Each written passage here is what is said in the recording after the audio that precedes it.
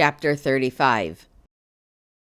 Dusk came and went without either of us seeing any gray path, though we weren't outside for very long in the falling rain. I thought maybe something on the map would change at sunset, like it did in my dream, but no such luck. Skylar reminded me that even if that was how the gray path was revealed, despite that kind of magic not existing in real life, as far as anyone knew, it wouldn't happen now since the magic in this part of the jungle was dormant. The rain burst lasted into the night, but stopped before sunrise. Skylar woke me up at what she estimated to be about an hour before the sun began lighting the sky. How she knew when that was without a clock was beyond me, but I figured it had to do with her growing up without clocks in general. I grumbled when she first nudged me, more than happy to sleep the last hour of dark. Did you still want to see how we know the stars? I can really only show you here, unless you want to wait until we get back to the village. I yawned and stretched. Okay, sure, I mumbled, trying to wake up my fog-filled mind. I'd slept in my clothes which were beginning to desperately need a wash, so it only took as long as me crawling out from under the blanket and walking outside to be ready for whatever Skylar had to show me. Pulling out her flashlight, she led me to the large tree behind the temple. I glanced up as we walked. The rain clouds had blown themselves out for now, and a dazzling number of stars shone in the canopy opening overhead. Light pollution in cities blocked out at least half the stars, and I'd only seen the night sky like this less than a handful of times when I'd gone on camping trips before my accident. She led me around the back side of the tree, where I was surprised to see metal bars nailed horizontally in evenly spaced intervals ascending the trunk. Skylar looked up to the treetop. Now we climb. Is it safe? I asked. It would be one hell of a fall if a rung came loose halfway up. It is, she assured me. I climbed it last time I was here. She slipped the cord on the end of the flashlight around her wrist and began climbing.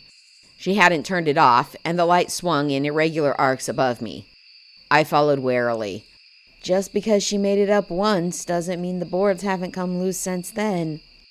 I immediately began reprimanding myself for always being so worried about things, and wished my cranky morning brain would just go back to sleep so I wouldn't have to listen to it. I did not like waking up before the sun. Skylar paused when she reached the top, then seemed to disappear into the leaves. I wondered how I was going to be able to follow her through the branches, but when she disappeared from view, I saw a rectangle of stars shining through the canopy. Confused, I finished my climb. I crawled through a trapdoor onto the top of the tree. A small, flat space opened up around the door. In the dim light from the stars, it looked like the surface had been overgrown in the centuries since its last use, and was likely much larger than what was cleared. Skylar was standing nearby, her flashlight off, staring up at the sky. I followed her gaze up, and found myself sitting down as I stared in awe at the stars above me. This is how we watch the stars, Skylar said, her voice filled with as much wonder as I felt. It's beautiful, I whispered. Then louder, how did the Yedramora build this? Not sure. There's at least one in every village, though. It's camouflaged to look like a tree from below. I stared at the somewhat unfamiliar sky. I could recognize the major constellations in the northern hemisphere, but I was unsure about which ones were overhead here at the equator. I spotted an unusually bright star and watched it for a moment. It didn't flicker. Jupiter, I said, pointing almost directly overhead. Or Saturn. Skylar came over to sit next to me. There's the other, she said, pointing to another bright light a few handspan away from the first. But which way is north? I didn't see any of my usual astronomical landmarks overhead. Sky marks? The Dippers, Draco, and the star trio Vega, Deneb, Altair were nowhere to be seen. This time of the year? Over there, you can see Cassiopeia in the north, she pointed. Or Draco if it's earlier in the night. I sought out the well-known constellation in the overwhelming number of lights, and found it closer to the horizon than I ever thought it should be. It made me realize just how far from home I was, and I felt a sudden pang of homesickness. Skylar pointed to a star near the moon in the northeast. That must be Venus, too. Lots of planets out tonight. Must be having an astronomically huge party. I giggled at my joke. And there's the constellation you know as Orion, but the Yedramora call Cadin the Hunter. Well, just the Hunter now. I didn't have to look far, as the moon was rising right beside it. Right now, it's rising just before the sun. The legend of the Hunter says this is the time of the year he has to retreat, after spending the last several months fighting. By the new year, he will be on the hunt again, chasing after the sun on its endless journey. So, what does he have to do with the fall of the Yedramora king? I asked. Her self-correction on the constellation's name reminded me of the story Sekune Selena had refused to tell me. When Kadasuru was cast out of the heavens after decimating the king's army, you know that story, right? Skylar glanced to me and I nodded. Okay, well, after he was cast out, there was no more god to balance justified killings against murder. Without Kadasuru's blessing, the remainder of the king's army wouldn't fight and the people turned against him. He couldn't protect himself and was thrown from power. What enemies? Skylar thought for a bit. I don't know, really. I never asked that question. Maybe the humans or tribes that weren't under his power. So, why did Kadasuru's blessing have such an importance on the army? Skylar laid back in the small space, her head on her hands. I followed suit and reclined on the stargazing platform, soaking in the beauty above me. Long ago, when the Yedramora were still a young people, Kadasuru walked among us as one of us. She began, speaking slowly, as if translating words she was hearing in another language. At the time, his godhood was still new to him, for the gods are born of people's dreams and known by many names, and he is one such god. And as the people were learning who they were and what they desired, his form was still being shaped and his true purpose still undecided. On Earth, he had taken the form of a man and was known by the name Cadin the Fighter, as it was those who fought to protect their homes from invaders of all forms, human, animal, and Yedramora, who prayed to him. One night, he found himself drawn by the voiceless calls of a small army encamped outside of a town. He approached the commander and asked what they were doing. The commander replied that they were planning on attacking the town at dawn. When Cadin asked why, the man replied it was because they wished to help expand the rule of their king. Cadin heard the prayers of the soldiers who wished for success in the morning, and so he blessed them. When the army attacked the next day, they did well and lost few, but the villagers were stronger than the army had expected and held the city until dusk, at which time the soldiers retreated to wait until light again.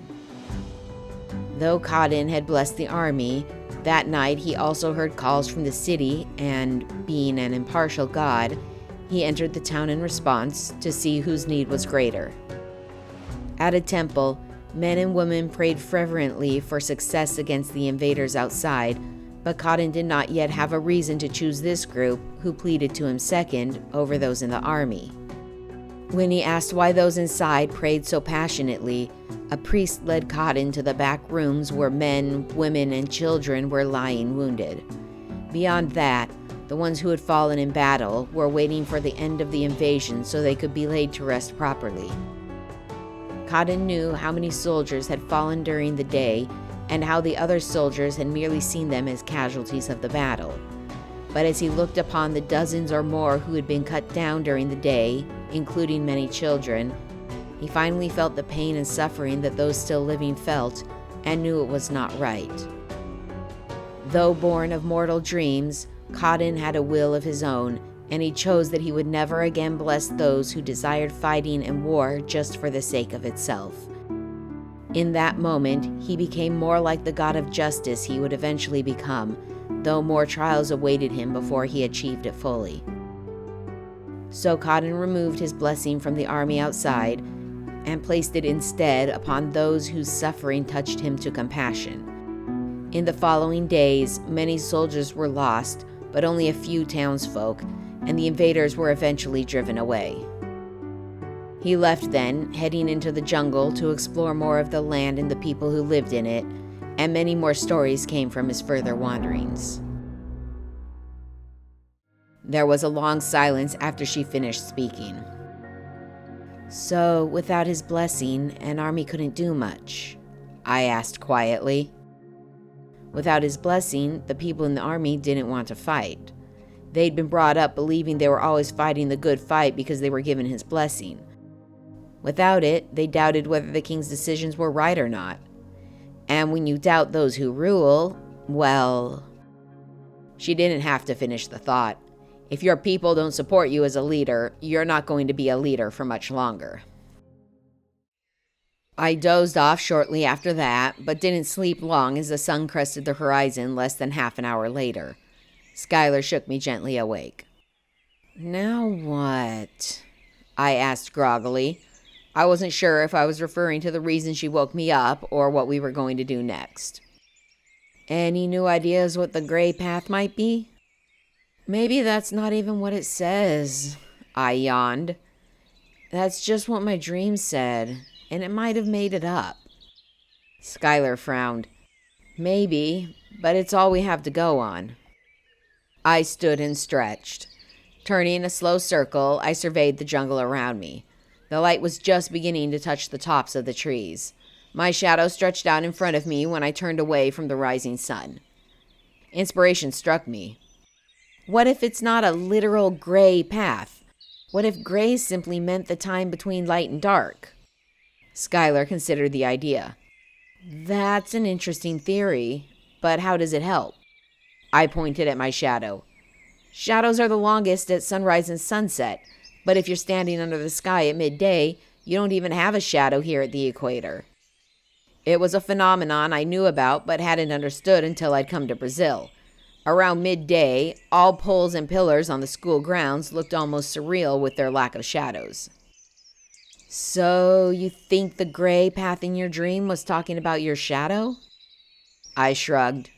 "I don't see any other paths showing up." Skylar frowned slightly in thought. Come to think of it, our words for gray and shadow are similar. Dike and diku. I never really thought about that before. "So we check east and west for trail markers, something besides the white trees," I said excitedly. Skylar shrugged. "Couldn't hurt." We made our way back down and into the temple to gather our belongings. I looked at the map again as I was finishing. "So, where do you think we are?" Skylar glanced over to me. "I don't know. I don't know if it matters, though, since we're going off trail. That probably shows the pilgrim's paths. But if we need it, I've got a copy in the folder." I nodded and slung my backpack over my shoulder. Skylar paused as she exited the door, looking left and right.